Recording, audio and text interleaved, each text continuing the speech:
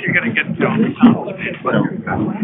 My daughter Sarah works in administration at Worcester State. She teaches coming freshman. The average amount in favor of it. Just to get the figure, you're right.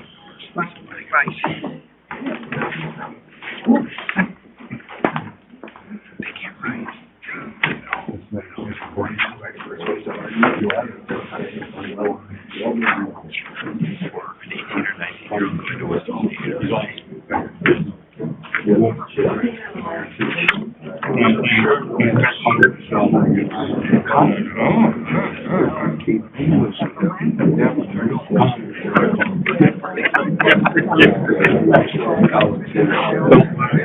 I mean, she's super good to work with. I mean, she's really good. Yeah, it seems like they're just got people there now, so something else to do with people.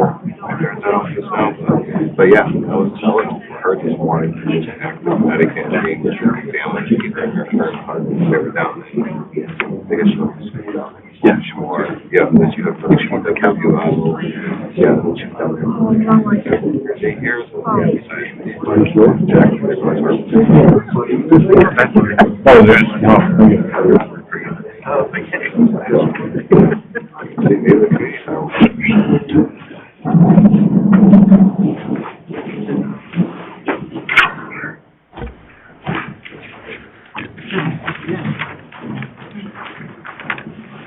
We have to record this all, or are we all set?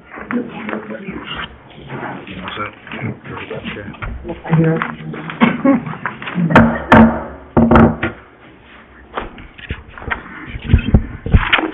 I'd like to call to order a meeting of the Somerstown residents. I'd like to ask Dave Marty, our town clerk, to read the legal notice, please. Okay, legal notice, Town of Somers, notice a special town meeting.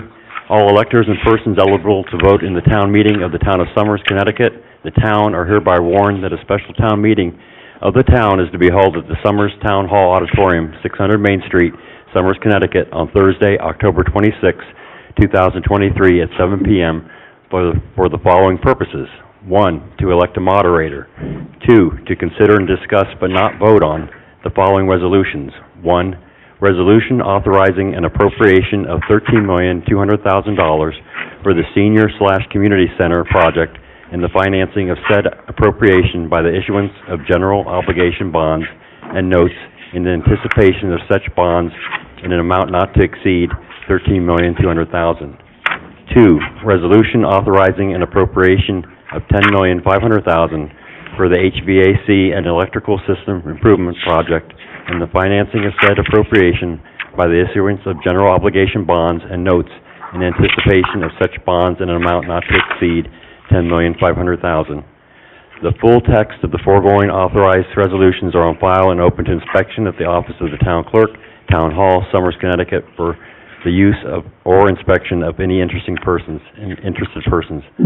All electors and persons eligible to vote in town meetings of the town are hereby further notified that pursuant to Section 7-7 of the Connecticut General Statutes as amended, the Board of Selectmen, by resolution adopted at its meeting on July 20th, 2023, removed the foregoing resolution from the agenda of this special town meeting for submission to the voters for vote by voting machine to be held on Tuesday, November 7th, 2023, at the time and at the polling place to be noticed. 3, to adjourn the meeting, dated at Somers, Connecticut, this 18th day of October, 2023, Town of Somers Board of Selectmen, Tim Keeney, First Selectman, William Meyer, Tim Keeney, First Selectman, William Meyer, Selectman, Robert Schmidt, Selectman. Thank you, Dave, our town clerk. I'd like to, next order of business is to elect a moderator. I would nominate Joe Tolosano. Second that. Excellent. Great. Any other nominations? Any other nominations? Any other nominations? All those in favor of electing Mr. Tolosano as moderator, say aye. Aye. Those opposed, say nay. Mr. Tolosano, you're in charge. Help us.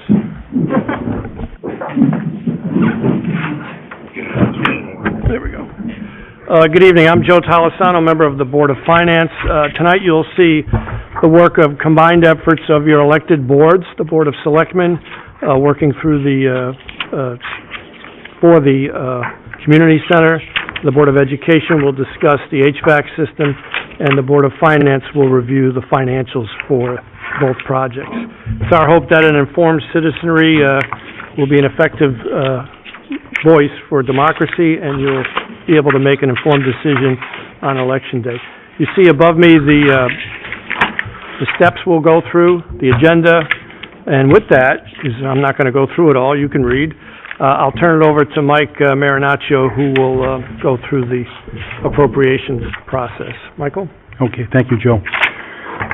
The appropriation process steps are the path to getting to this meeting and then getting to the referendum itself in November. They began over a year ago. The Board of Ed approved the HVAC and electrical system. They did a study, and you'll hear more about that from the superintendent. And the Board of Ed approved that. The Senior Community Center, same thing. There was a study done by a group, and that was approved by the Board of Selectmen. And both of those initiatives then went in front of our CIP committee, our Capital Improvement Committee, which is a subcommittee of our Board of Finance. And both projects were looked at there, and their approval was obtained from the CIP. Having then obtained those three approvals, the Board of Selectmen then had the resolution for the appropriation in front of them for both of the projects, to call this special town meeting, to set a date for this meeting, and to approve the vote by ballot, and to set a referendum date. But that couldn't be achieved unless it was finally approved by the Board of Finance itself, which was the final step in the process. And this whole process is in accordance with town charter and state regulations and state law, so state statutes. So essentially, that's the process, and I know it's technical, but that's what you have to go through in government, and those are the steps we took. So with that, I'm going to turn it over to Superintendent Sam. Thank you. Sam Galloway here. Good evening, and thank you for giving me the opportunity to speak with you this evening. It's important to know that an HVAC study was completed in the spring of 2022 of all three buildings. This was conducted by Consulting Engineering Services. In July of 2022, the town approved the district to move to design of all three buildings. The Board of Ed decided to focus on the elementary school due to the current system's inability to bring in and circulate fresh air throughout the building. The middle school and high school already have mechanical ventilation. It is important to note that based on the feasibility study that was performed this summer, we did learn that the school is structurally sound. There's some facts about the building, and true to form, they don't make things like they used to. The original building was constructed in 1958 and is strong. Renovations were completed in 62 and 69, additions in 79 and 03. It was converted to an elementary school in 1995. Currently, there are 657 students in the building, pre-K through 5. The estimate to remove and replace the HVAC system is $9,400,000, with a contingency of just over $1 million built in, for a total of $10,500,000. Our reimbursement rate is 62.5% on general construction, which would make the project less than $5 million if grant approved. We would apply for grant funding, and that grant application would be due in December 31st. If we were successful, awards are distributed in the spring of 2024. According to the Connecticut General Statute 10-220, prior to January 1st of 2025 and every 5 years thereafter, we will have to provide an inspection and evaluation of the HVAC system for our schools. The evaluations will include such things as maximum filter efficiency, measurement of outside air delivery, verification of ventilation components, measurement of air distribution. That is not an exhaustive list. However, I did want to give you an idea of what we're facing with the schools. That is all I have, pending your questions for later on. Thank you. Next up is Todd. Hi, Todd Rowland, Director of Land Use Public Works. Brian, can you go to the floor plan? I'm going to talk about the proposed Senior Community Center facility itself. What we're proposing is to construct a 15,600 square foot facility. This would be directly behind the existing senior center, and it's approximately 4 times the size of the existing senior center. The new facility as proposed would have a gymnasium, an indoor walking track, administrative offices for the town's recreation and leisure services, which would move out of Kibbe if this is built and into that facility, along with the current senior center staff. There includes a catering kitchen, a fitness studio, a lounge, a multi-purpose room, a classroom, some outdoor space, including pickleball courts. This would be incorporated into what is now the area for the concerts on the green. And in this drawing, you'll see there's an outdoor arena, if you will, in the lower left corner, that shows where we would propose to put, to have concerts and things of that nature. The proposed construction includes all ADA regulations and would be code compliant to today's codes. The proposal would include the removal and demolition of the existing senior center for in order to increase the parking, because we would need to increase the parking for a facility such as this, so we could not keep the existing senior center. And the price tag for this facility, you can go to that slide, Brian. The architectural estimates of construction is $12,097,619. We added a contingency of $1.1 million because this estimate was done in February, March of this year, and construction costs have increased somewhat. So we're asking for a bond issuance of $13,200,000 for this project.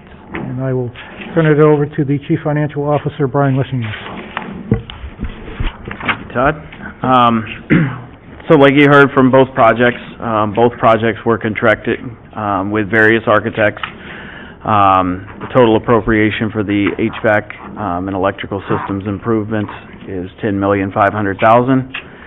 The 62.5% reimbursement rate from the state that Dr. Galloway spoke of is about $6,500,000. Any potential energy grants and credits as well would reduce that cost. So our estimated net cost to the town for the HVAC project is $3,437,000.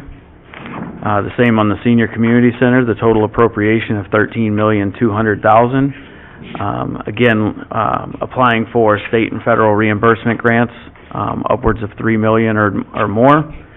And additional potential energy grants and credits of another $1 million estimated, brings the net to the town of $9,200,000. The total combined appropriation is $23,700,000. The estimated grants and credits is just over $11 million, bringing the estimated net cost to the town of $12,600,000. So when you hear those numbers, they're large and can be intimidating. However, it's always been our objectives and our goals in the finance department to structure our debt to level out debt service expenditures to the town, replacing old debt with new debt, and seeking available grant funding and additional funding sources to help pay for these projects.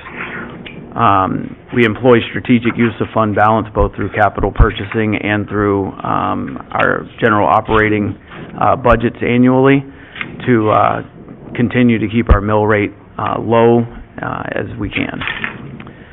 The optimal amount for bonding would be determined, and timing for that would be determined based on our idea of what the market is doing, as well as our financial advisor's advice on the competitive time to sell debt and what our best interest rates. We would start out gradually with short-term notes to fund intermediate portions of the projects, and then fully fund with bonds at the end of the projects, so that we knew exactly how much it would cost us, and we wouldn't bond for anything more than we needed. All of our project cost estimates are preliminary and subject to change. Those would change with any formal bid process. The debt service funding analysis also are preliminary and subject to change. We would be looking at issuing bonds for this in 3 to 4 years. So knowing what the market would be in 3 to 4 years from now, if I had a crystal ball, we would never have to worry about anything. But for now, we just make our best estimates. All the projects would be performed within the overall dollar amount that is approved. The resolutions to be voted on by the residents authorize the town to apply for state and federal grant assistance as well. The grant funding, when obtained, would reduce anticipated bonding amounts. And in order to actually go to the bond market and sell bonds, the project cost estimates would be comprehensive, firm, and supported by detailed plans and actual bids. Our appropriations umbrella. On the left, you'll see the Summers Elementary School HVAC project, and on the right is the Senior Community Center project. And underneath that are various funding sources that we would use to pay for these two projects, such as bond anticipation notes, STEEP grants, State Bonding Commission, tax and energy credits, the Federal Community Project requests, fundraising, and Department of Ed HVAC grants as well through the state. Our project timeline, where we are basically sitting right now, is the yellow star. As we would begin to move forward after referendum, we would begin the bid process for both projects, and anticipate to issue the first round of short-term anticipation notes in the third quarter of 2024, so almost a year from now, before we would even begin issuing any funding for this project, or either of these projects. About a year later, we would look at issuing a second round of short-term financing to continue to pay for the projects as they get closer to completion. And then about a year after that, so almost 3 years from now, before we'd actually issue any debt for these projects with final project completion. And again, as construction moves forward, if construction slowed or took longer, that timeline would move out further and further. Anticipated total bonding for both projects is $13 million. Again, like I said, we would issue short-term financing for the first 2 years, and then that would roll into the final bond to pay for the total project.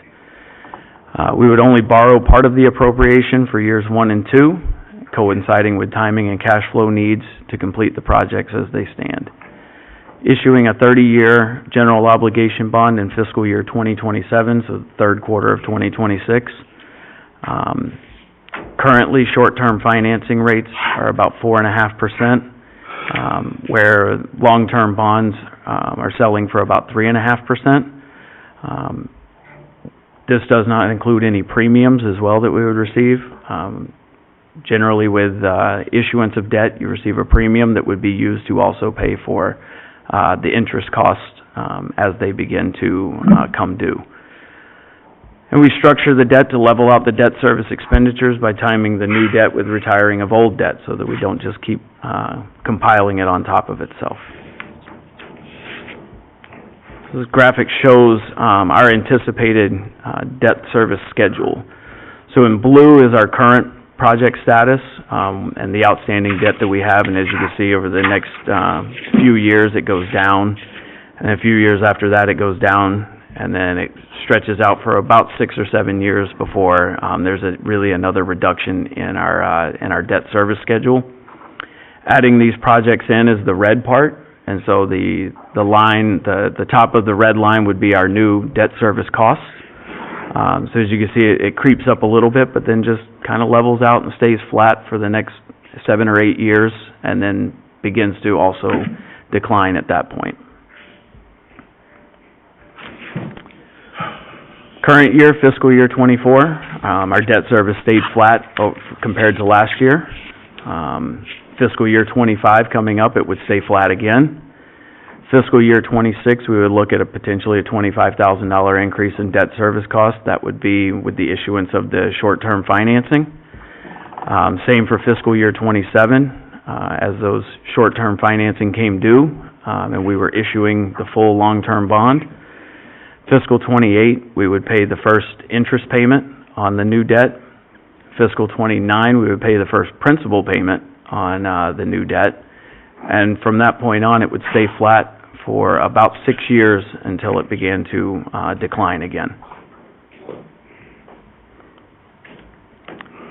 So I'll let Mike wrap up all the summary points and move forward from there. Okay, thank you. So to sum it up, the proposed projects require a total authorization of $23.7 million. It's not planned to bond for that total amount. And I honestly think if we were faced with that, having to bond for that total amount, we would not. The projects would not move forward. We'd have to talk to the Board of Finance about this first at that point anyway, and I'm sure they would agree with us.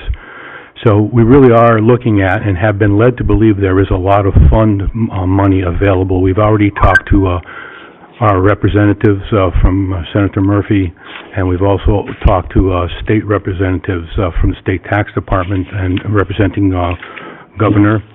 And so we do believe there's a very good possibility that we will be getting grant funding for the senior community center and clearly for the school project. So in order to be grant eligible, the ticket into that event is to pass the appropriation.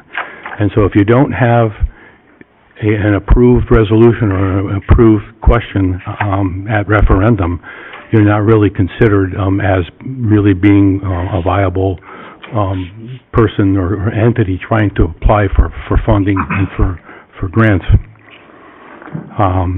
The debt service, as Brian shows, is going to be mitigated with old debt and new debt. The project does span a 2 to 4 year period. We are on a downward trend with debt service. And then the bond premium amounts, which we've estimated at $500,000. Just to give you an idea, the last bond that we floated 3 years ago, we received $900,000 at closing. And what we do is we amortize, as an accounting term, and amortize it over a 3 year period, 3 to 5 year period, usually the 3 year period, and use that to offset any debt and interest from the existing bond. So it's additional monies that you don't have to appropriate in the town that you get at the closing. As Brian pointed out, that the new debt service, or the new bond debt service payments don't begin until 28. That's approximately a year after you issue a bond in 27. So that's really it. It's, you know, it's hard to give you hard numbers. It's iffy, and I apologize for that. We get the same thing from our financial advisors. So 3 years from now, 4 years from now, interest rates could be lower and they could be higher. But what we have to do is we plan to, like Brian said, strategically put ourselves in a situation with short-term financing, and then if we see the bond markets coming down, then strike at that point. That's what we've always done that, so. But your vote is for an appropriation, not for a bond. It's not saying that we're going to bond that full amount that you're voting for. It's saying that you want that project and you understand how much it costs. And you understand that we're going to do everything there is to mitigate that cost when it comes to bonding, so. Okay, you're almost up. So in closing, there is no voting at tonight's meeting. Voting takes place on Election Day, November 7th, in the Town Hall right in this auditorium from 6 a.m. to 8 p.m. These are two separate, as Michael says, appropriation questions, and what you're seeing is the cap or the ceiling on the amount of money you're authorizing as the citizens. Shall the Town of Somers appropriate $13 million $200,000 for a senior community center project and authorize the issuance of general obligation bonds and notes in the same amount to finance said appropriation. That's one question. The second question, shall the town of Summers appropriate $10,500,000 for the HVAC and electrical system improvements authorized and the issuance of general obligation bonds and notes for the same amount to finance said appropriation. So a yes vote, it approves these questions separately, and a no vote, disapproves them. So as you get ready to ask your questions, please ask your questions, and when doing so, state your name and address for the record. Please allow everyone to get an opportunity to ask a question before you come up and ask a second one. So at this point, I will turn it all over to you, and we hope you, the microphone, I believe, is on. And Yep. please come up and have at it.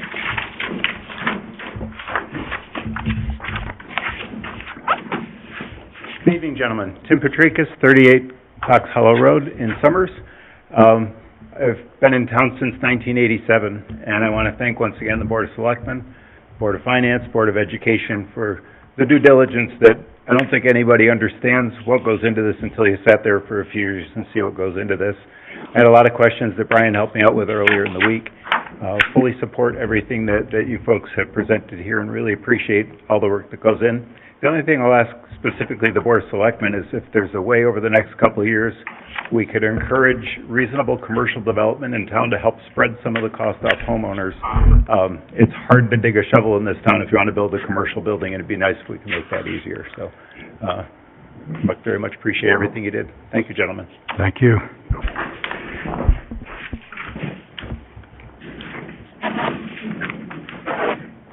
I am Lisa Horan, 43 Shady Dell Lane, and I wanted to ask Dr. Galloway if you could say a little more about the specific reasons for the needs to improve the HVAC in the elementary school, the unique construction, the spoke and hub and spoke construction, and just more about the urgency of the need. Thank you. Sure. The long and short of it is the current system does not have the ability to bring in fresh air and exhaust air. So air just hangs in that building. Over time, to mitigate this, they've used huge commercial fans in the hallway to try to move the air. And quite frankly, with the new requirements, my concern is that we won't be able to meet the standard as set forth by the state of Connecticut.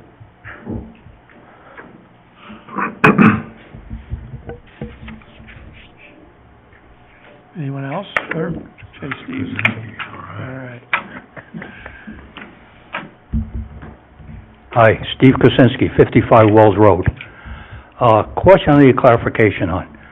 I looked at several slides and it keeps saying that because of reduced debt, we are going to help pay for this project. Currently, right now, you're using our reduced debt to pay for operating expenses for the town of Summers. So if you're using it now for paying for operating expenses, how are we going to use it to pay for this bonding? It seems like you're double dipping. You understand what I'm asking? Yeah, no, so when we layer the budget, we do not bring that number into effect. So if debt service goes down 2%, that's not a trigger to say, hey, we can increase our budget 2%.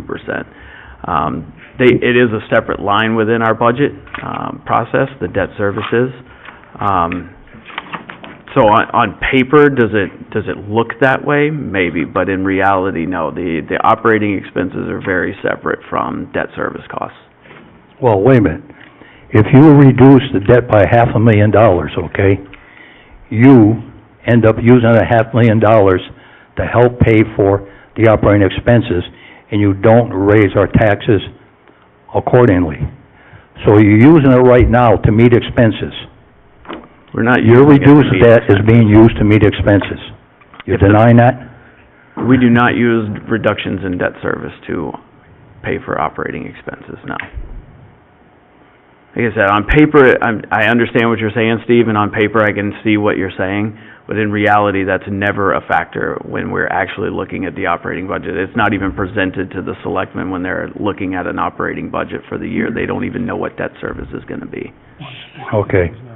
We have a disagreement, I'll leave it there.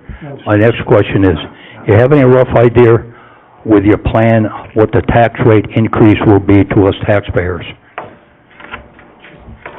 What the tax rate, if we add new debt, what the tax rate increase would be? Based on a plan you put forward to pay for this debt, okay, to pay for the projects as we see them, assuming we get the grants and everything, what would you anticipate our increase in mill rate would be for us in the future years? Over the current mill rate now, I'm projecting about a quarter mill over the next 8 years, Quarter mill? over a span over an 8-year period. So you're telling me the mill rate will probably go up a quarter mill? Just based on debt service, and I'm not bringing in operating, based on debt service. Based on debt Debt service service. costs would cost about another quarter of a mill than it currently does over an 8-year period. Okay. All right, thank you. So, one thing about, Steve, about bond, general obligation bonds versus operating, the bonds are a fixed expense. We have to pay them or we default, whereas the operating expense, as you know from being on both boards, we can contract that and work it a little harder, but fixed costs have to be paid. So there is some difference in it, but I understand your question. Yeah.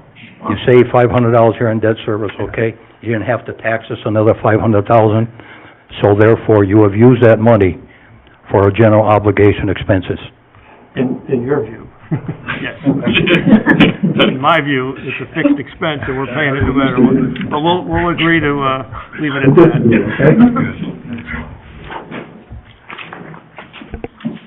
Dr. Galloway and Stephanie, I'm wondering, if you have if it's possible to have insight into how likely probably Stephanie's amazing grant proposals are to receive favorable glances from state government. Yeah, so we're in a much better position this year because we are, You want you on TV. sorry. So we're in a much better position this year, as opposed to last year. When we applied for the grant last year, I could only apply for the design phase, and the state was not going to support reimbursing just on design. And I did not have an appropriation for a full project like we do, that we're asking for now with the actual construction project. Now, if this passes on November 7th, when I go to apply for the grant, I will be able to say we actually have a project ready to go, and be able to show them documentation of that approved appropriation. So the whole... Like the Ellington experience. Correct, right, they moved through their process much faster, and they had an appropriation by the town within a month of applying for the grant. We were not in that position. Thank you. I don't think you answered the question. What is the chances of getting the grant? Well, I'm never going to guarantee that the state is going to give us money. No, We're I in a much understand, better but- position. Are we doing 30-70, 50-50, 60-40? As far as how much would we get from the grant, from the state? No, the chances of it being approved. I'm not going to give, I don't know. I mean, would I like to say 100%? Yes, but I'm not going to guarantee that it's 100%, because I don't work for the state.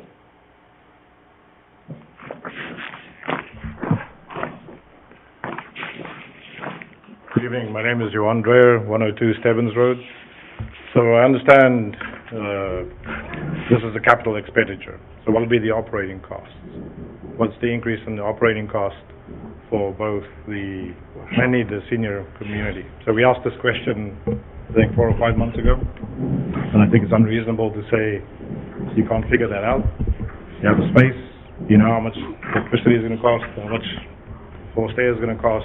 So those kind of utilities, water, that you can figure out. So we haven't had an answer or an indication on that. So this tax implication is only on capital expenditure. What is the operating cost impact? Our estimates for operating cost above the existing senior center, for the senior community center, that is the hard costs of utilities primarily, are in the $45,000 to $55,000 range, but it depends very much on how many hours you're going to operate the building. The current facility at the senior center is Monday through Friday, 8 hours a day, We envision this facility being operated more if that's what the residents want, if they vote in favor of this facility, and there will be more operating costs that come along with that. If the building's open more and it's heated to a greater extent, and it's cooled to a greater extent, or lit longer hours, there's that give and take on what do the residents want. Do you want more programming? There's gonna be a labor cost for that. Well, is it programming that we can charge for and offset that labor cost, or is it programming where if people want open hours so they can go on the walking track till 8 o'clock at night, we don't do that at existing facilities. So a lot of it really depends on what do you want, what do the people want. But the hard costs of the utilities, our estimate was in the 55,000, somewhere in that ballpark over what we're paying now. So your question, if I'm understanding you right, is yes, there will be operating costs higher than what we have now. It will have an impact on our budgets, absolutely, it will. The question we ask is this facility worth it, in your opinion? That's the question everybody has to ask themselves. And the building is larger, therefore more programs can be held there. Right. And the programmatic revenue will be associated with that, so. Right, in other words, there are fees for programs. If people want programs, they cost money. So that offsets the cost. Which is a different debate, we're paying twice. As taxpayers Well, build it, and you don't have to pay if you don't want the program. My other question is, in terms of what is the no-go, so if there's no grant funding, when will that decision be made as to whether the projects proceed? What is the Board of Finance's criteria for go, no-go? So we have, after an approved appropriation, you have approximately 24 months to begin the bonding process. That could be issuing a short-term note at 24 months, but you have about 24 months. So if there is in that time period, if we're seeking grants and we're not finding any money and we're not getting any money, it would be reassessed. And in my personal opinion, as CFO, we would not move forward with a project that's too expensive if we can't get any grant funding. The HVAC, in my opinion, would be the priority in that situation to get it done, because there are going to be state regulations regarding that. So priorities come into play in that sense. Yeah, but when will that decision be made? Because if bids go out early '24, then they make it. So once we have a bid and we know, that's when we would be applying for grants. If we have 24 months, we wouldn't begin any construction until we actually know that we're going to get some money. We wouldn't begin putting shovels in the ground and start building something and then realize we're not getting anything and then we're stuck. That would not be wise decision on my part or anyone else's part. We would do this very strategically and very intelligently. Okay, thank you.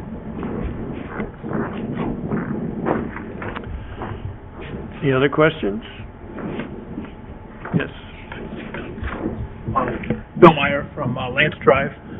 So I share the superintendent's concerns. I think that the air quality for students is very, very important. I think the board, I've reviewed their proposal as well. I think it's very thoughtful and would address the need. My question is, and I'm not sure of the answer, maybe Mr. Rowland, what's the expected useful life of an HVAC system? Typically 30 years or more with routine maintenance. Could be 50 years, or it could be as well, but think of the middle school. We've got rooftop units on there that are pushing those, and they should be replaced, but they're still operating well. So a lot of it depends on the quality that goes in, how well they're maintained, and any problems you have throughout the life cycle. But typically on units like this, around a 30-year mark, but it could be more. And we have that from our engineers, that it's a 30-year useful life? Which project are you talking about? For the HVAC. The expected useful life is 30 years, because that sounds far outside of, I think, the normal. CES is here, so. Yeah, I'm from CES, so yeah, I would say 25 to 30 years is expected life, for mechanical equipment. Yep. My concern is, we're doing a 30-year bond for this. I don't want the systems, if they have a useful life of 20 to 25 years, we're replacing them, but we're still paying for the system that we're not using anymore. Best practice, at least for an HVAC system, it seems like a 20-year bond would be more appropriate. My second question would be, I assume the calculations for debt do not include any further debt issuances. So, I mean, if we were then to go out and do road bonds, say in 10 years, or we were to go put an addition on the school or do a renovation or things, I mean, those would then have a significant increase on taxes. Right now, there's nothing else built in. There's no other projects on the horizon at this time that have been even presented to the Board of Selectmen to give that kind of estimate. We wouldn't even know what we need at this time. But I think it's pretty reasonable, in 10 years, we're gonna need another bond. Oh, potentially, you're absolutely right. But I wouldn't know, is it gonna be 2 million, is it gonna be 30 million, who knows? But your projections don't include any future debt No, over they the do not. 30-year cycle. No, they do So not. it's pretty likely that there'd be a significant increase in taxes than if another bond were to be layered on top. 5 years from now, That's not necessarily so, because we have old debt, and if interest rates are lower, we can refinance all of that into a bigger package. It also may depend on And what these are all kind of, the ifs that we don't really know until we reach that also may point depend on in what kind time. of grants we can receive from the state or federal government. Okay. Thank you. Thank you.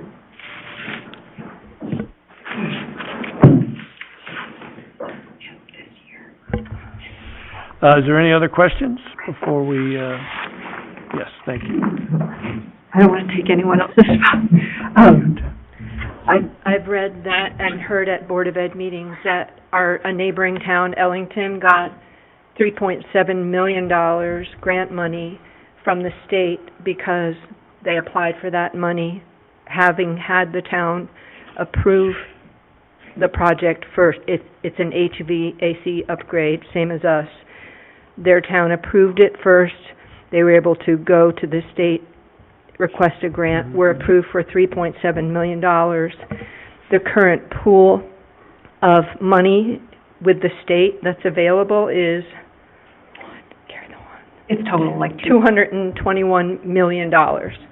So, I know Stephanie, and as a voter, I feel completely comfortable with this HVAC project. I know she'll go after every penny of state grant money or any other grants.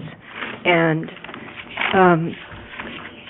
having lived here 23 years, I know that all of our boards don't spend our money lightly.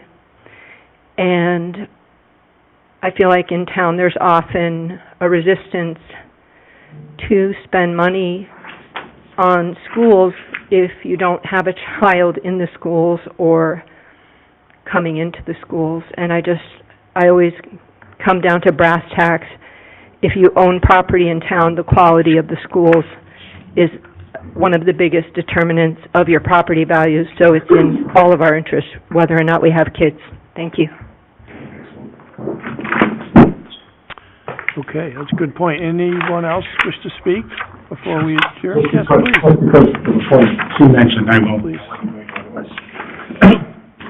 Ralph Williams, 42 Springfield Road. The one thing I'd keep in mind, quite apart, you mentioned the resistance of people. I don't have a kid in the school. Why do I care? I've found over the years,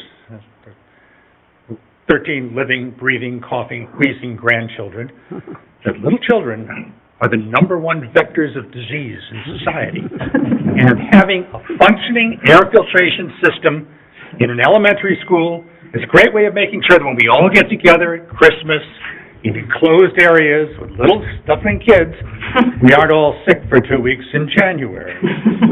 And I think that having that ventilation, that filtration, I mean, I'd love to say, air conditioning, in my day, we'd have to think about the fact that you want them to have clean air. Thank you. It's hard to learn in a 90-degree environment. Okay, I'm not supposed to say those things. So, anyone else? So, bail me out here, please. All right, I think I did the last page already. I did the last page. I'm all set. Last chance, anybody? Meeting is adjourned. Thank you. Just so everyone knows, there are, I got you, Dave. Copies of the I got you, language, Dave. the two, They can hear me. I got you, Dave. On the back table, there's, full project, scopes for both the HVAC system and for the community center project. And then on the other table, there's sample ballots and explanatory text on both of the questions as well that'll appear on the, ballot. Thank you, Brian. Okay, thank you all for participating. Thank you. Thank you, thank you. What a team we got here. I just hope it